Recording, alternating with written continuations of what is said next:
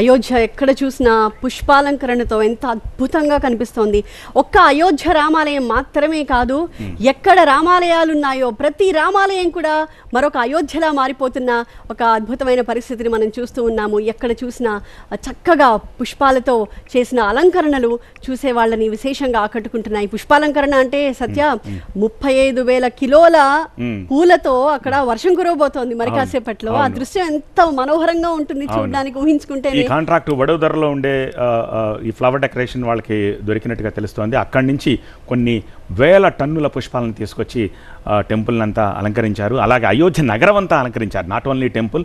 So live దృశ్యాలు ఇప్పుడు మీరు TV9 స్క్రీన్ పై చూస్తున్నది అయోధ్య నుంచి ప్రత్యక్ష ప్రసారము. సో టెంపుల్ చుట్టూరా అతిథులకు అక్కడ ఆసనాలు వేశారు, కూర్చున్నారు.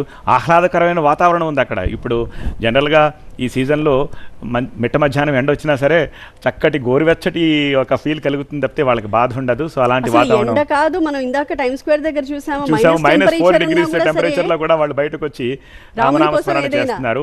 సంతానలేమి సమస్యతో బాధపడుతున్నారా? చింతించకండి. సుమారు 90,000 జంటలకు ఆనందం నింపింది ఓఎస్ఎస్ ఫర్టిలిటీ. ఈ రోజే 7825893600 కి కాల్ చేయండి. సంతానోత్పత్తి చికిత్సపై భారీ డిస్కౌంట్లు పొందండి. గుడ్ న్యూస్ చెప్పండి. ఇప్పటికే 1,100 కోట్ల రూపాయలు ఖర్చుతోటి టెంపుల్ కార్యక్రమం నిర్మాణం పూర్తయింది. ఇంకా 300 కోట్ల పనులు మిగిలి ఉన్నట్టుగా తెలుస్తోంది. అవి రాబోయే 2-3 నెలల్లో పూర్తి చేస్తారని తెలుస్తుంది. 90% పనులు పూర్తయినట్టుగా తెలుస్తుంది. 90% పనులు పూర్తయ్యాయి స్థపతి గారు? 90% పనులు అయిపోయినట్టేనా? 80% పనులు పూర్తయ్యాయి, ఇంకా 20% పనులు మిగిలి ఉన్నాయి. అది కూడా రాబోయే 2-3 నెలల్లో పూర్తి చేస్తారని చెప్పి తెలుస్తోంది.